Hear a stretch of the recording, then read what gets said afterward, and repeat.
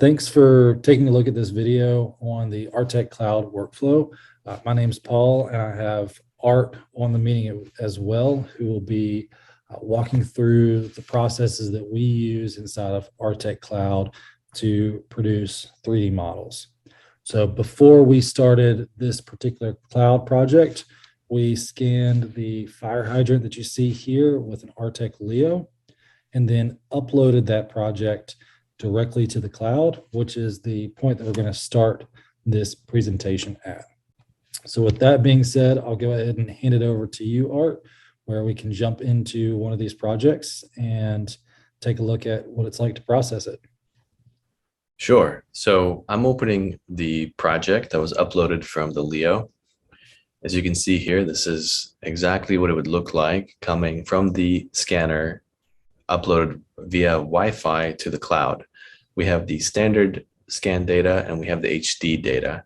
We can process HD data like we would in Artec Studio 16 out of the raw data into actual HD frames and then work with those as well. And of course, we also have the standard scans that we can work with. To talk a little bit about the user interface, it's a little bit different than Artec Studio 16. As you can see, a few things are flipped. Some of the panels are in different locations. If we look at some of these panels, we have our workspace on the left, which is where our scans are. You also have your tools on the top. So normally they're on the left in Artec Studio 16, and they're just at the top here with these 5 categories. We've also got the side panel here that allows us to change our scene view. For example, we can turn on and off texture, look at the grid and lighting. And then finally at the bottom, we have our editing panel, which allows you to erase or transform your object or reposition it, and pretty much all the tools that we also have in Artec Studio 16.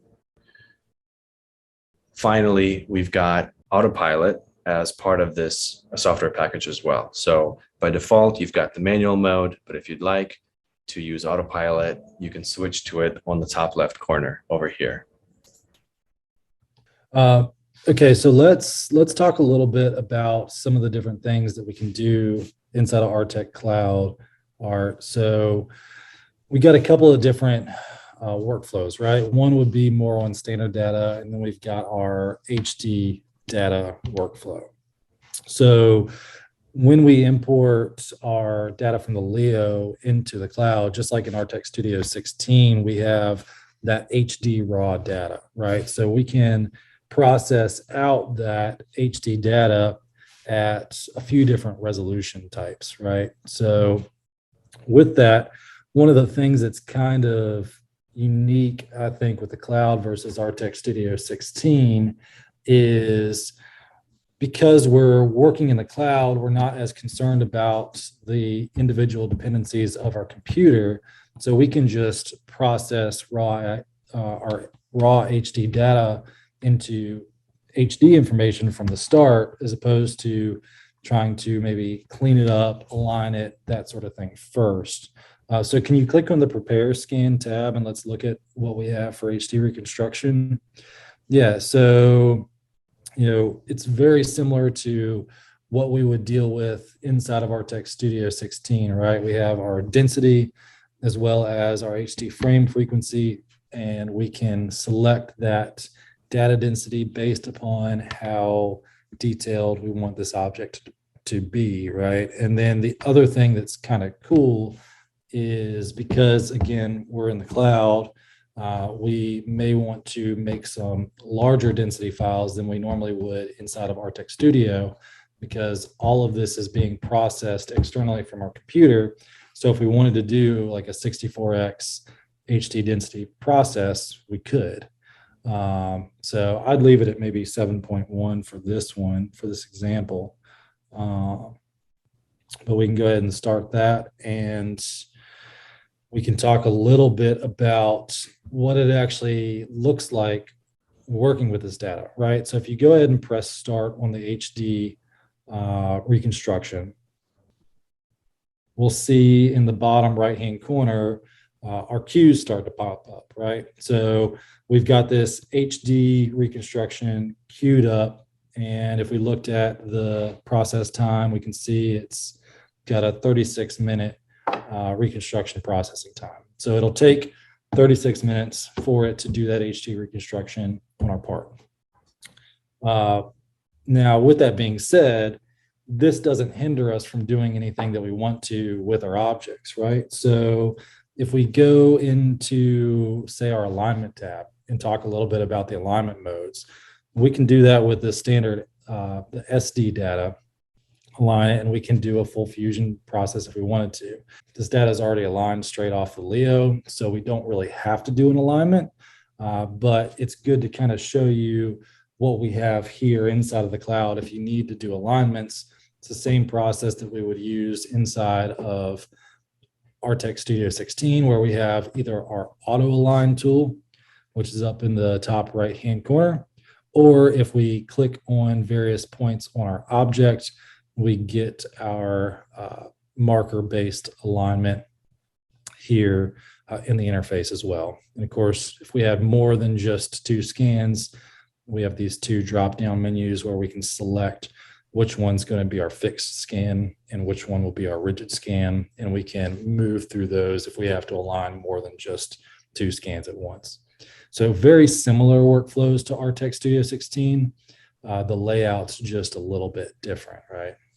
Yeah, so here I am just doing what you're saying, clicking on different points of the 2 scans to show how alignment would work. These scans are already aligned because they come out of the Leo, which is a great feature of the Leo. And you probably won't have to do this very often in the cloud if you're uploading from the Leo. Artec Cloud, of course, does support scan data from the EVA and the Spider scanners as well. But it's pretty easy to do like this. Exactly. So like this, the alignment process, you'd see a lot more if we were dealing with Spider data or EVA data. But for the Leo uploads, now we really don't have to worry about that too much. Sure. So next, I can show a little bit of the editing tools. If you click on the bottom, you get a number of these tools, like the eraser tool, if you want to reposition this data. If you also want to smooth a fusion after the fact, or mirror it, you can do that. But most of the time, you're probably going to use the eraser tool or the positioning tool. Now, the Leo does put this scan flat on the ground, so it does understand kind of what is up and down. And if we look at our grid, I don't think this is off too much, so I don't think we need to adjust it. Yeah, we've got the top and bottom correctly mapped. So I just might want to be able to erase a part of this floor that I don't need. So this is a scan of a fire hydrant, and there are a number of tools here, like the brush, the lasso tool, the cutoff plane, all the things you're familiar with from Artec Studio 16. So I'll use the lasso tool here.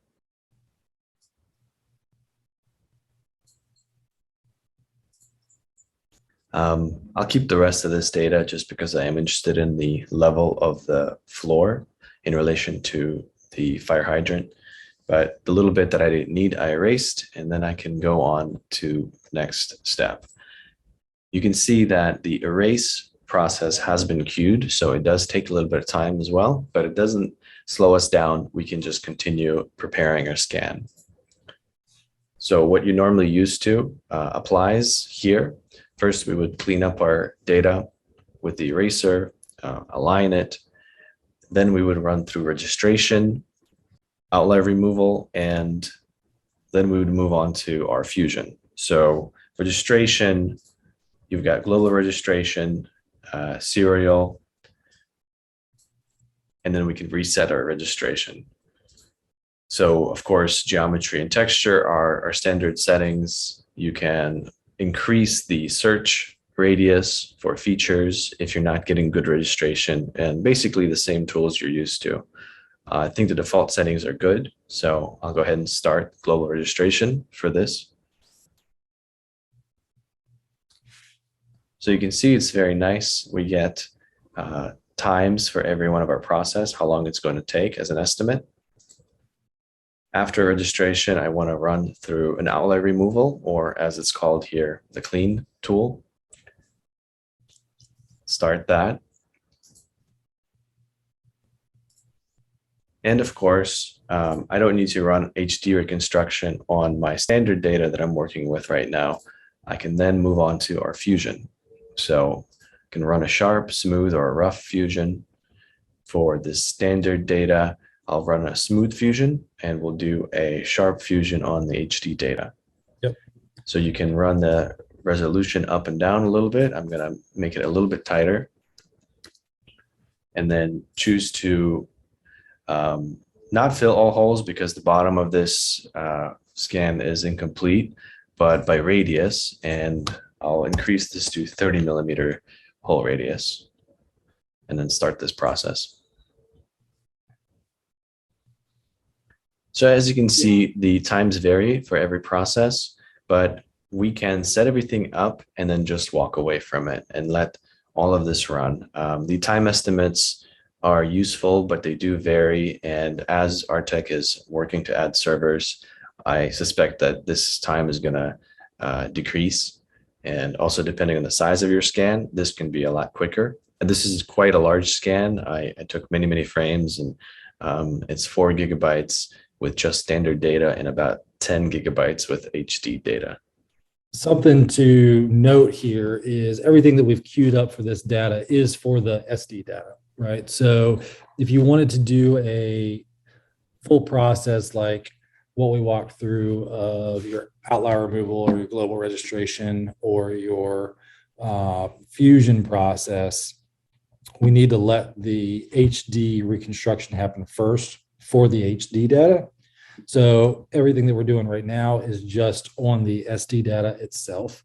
And a couple of the ways that this differs from our Artec Studio 16 is, if you know that you want to just work with your HD data, then we would go ahead and queue up the HD data first, then go through our eraser tool. You treat it the same way as you would in Artec Studio 16, where we probably wouldn't use an outlier removal. We just do erase, then global registration, and then your fusion. But we do all that after the fact if we so choose to. Or the other workflow that you can use is we go ahead and stick to a more traditional Artec Studio 16 HD process where you would erase data that you don't need, go ahead and process your HD reconstruction, let those two work with each other, and then come back and do your global registration and then your fusion process. So there's just a couple of different workflows that you can use because we're not really dependent upon our processing of the computer, but that's really up to the end user.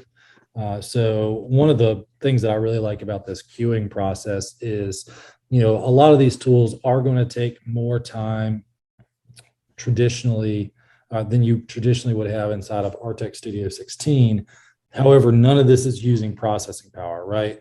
So we set all these queues up, we can close this window out, and then an hour later come back to our completed model. In fact, I think that's kind of where we're transitioning off to now, correct, Art? Yes. So let's just skip ahead to see the completed fusion and then the workflow we'd need to continue there. Sure. So here we have the completed fusion. And from now on, we would continue texturing this model and completing it for export. So in the Adjust Model tab, we have the texturing tools. Now, of course, before texturing, if we want to clean it up or decimate it or do anything to it, we'd have to do that before texturing, before applying that texture map, just like in Artec Studio. So our cleaning tools allow us to filter out large floating objects, or we can say leave just the largest object. We can also simplify a mesh by a specified tolerance or by a polygon count. So something like this, we can focus on keeping the sharp edges. And of course, to create the texture, we would select the scans, which to pull the texture from, and then which fusion to texture. So we've only got one here, and we've got the two scans we both want to use, and then we can decide, is this for preview? Is this for export? And the size of the texture. It's all like really, really similar to what we've got in Artec Studio 16, right? It's just kind of the layout's a little bit different, and we use a little bit different wording for some of the tool sets. Yep. So I'll go ahead and start it. Yep. And this is what it looks like with the texture completed. Of course, this was scanned outdoors with a really bright light. So one side of it is a little bit blown out, the back side of it, but I'd say it looks pretty good. Yeah. Yeah, no, definitely. The visual side of it is really spot on here inside of the cloud. Are there any adjustments that you want to show in this? We have the typical adjustments that we have in Artec Studio 16, like brightness, saturation, contrast, gamma correction. You can turn off lighting in here to see the texture in a more flat type of preview. And that really helps you tune in your texture settings. Very good. Yeah, so that's, short of exporting, that's kind of the basic workflow, right? So if we wanted to export the model, that's a pretty simple process. So, if we go over to our export tab,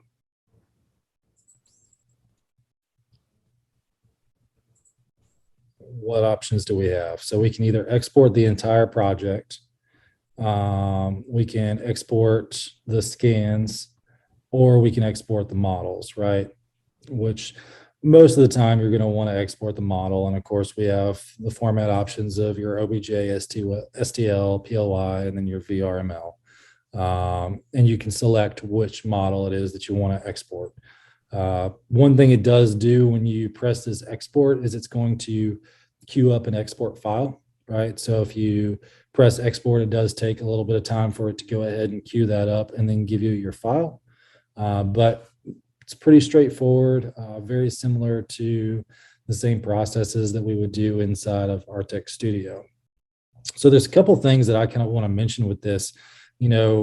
What we've shown here are your manual process, right? So it's your manual workflow of if you have a lot of parameters that you want to fine tune and adjust. And with that, depending upon whether or not you want to use HD mode, or whether or not you have a lot of texturing, or you're doing some sort of a decimation or a smoothing process, this is something where you could come in and out of this cloud project 5 or 6 different times before you have the model completely the way that you want it, right? So you get a lot of adjustability, but it is something that you have to come back in from time to time. And once a process is done, do that next process, that next step in the process. So if you want to have the most simplified solution, that's where we can go over to Autopilot, right? That's where the real advantages of using Autopilot inside the cloud are, is not only do you get a nice clean model. In fact, this fusion right here was done inside of Autopilot, correct? Yes, it was. Yeah. So with that Autopilot, not only do you get a really good high quality model like what we're dealing with here, but you also just set up the Autopilot and then come back and check on it in an hour or two, and you've got your completed model. So you want to show a little bit of kind of what you did to set this one up, Art? Yeah, sure. So just like you said, it took us 2 steps here to create a model the traditional manual way. We had to work up to the fusion, and then we had to come back and texture the fusion. What we can do with Autopilot, however, is set everything up and then walk away and then return to a completed textured model ready for export. One of the probably most efficient ways to work with the majority of your scan data is going to be with this Autopilot tool, right? Especially because the questions that it asks and the way that it sets the whole entire process up for working with your scan data is really good. I know you've got a lot of experience with the Autopilot art, and I've played around with it some as well myself. And the quality of the data that you get from just running an Autopilot is more than sufficient for, probably 90% of the projects that we work with on a day-to-day basis. So it makes a real quick, easy way of taking your scan data and converting it into a fully exportable 3D model without really having to touch a computer that's doing any processing. Yep. And what I like as well is, of course, the collaboration features on here where we can share this project with our team members. If we go to the share tab, we can add people, even if they don't have a full license of Artec Cloud. You can have free accounts for people who just need to download this data or comment on it. So for view and download type of users, they do not need to pay a yearly subscription fee. You can have an entire team of designers have input on this project. You can type in their email, and once they accept this invitation, they can go in here and click on parts of this object and create comments, attach images, and of course, hit export and download the project. Yeah, no, I mean, it's really great with what all we can do here inside of the cloud. So awesome. Is there anything else you want to talk about? Any other interesting tools or things before we wrap this up? I think that's pretty much it. Okay, cool. All right. Well, thank you everybody for taking a look at this video. And if you have any other questions about the Artec Cloud or any of the scanners or any of the other products that we offer, feel free to let us know. Thank you very much and have a great day. Thanks for joining, everybody, and hope this has been helpful.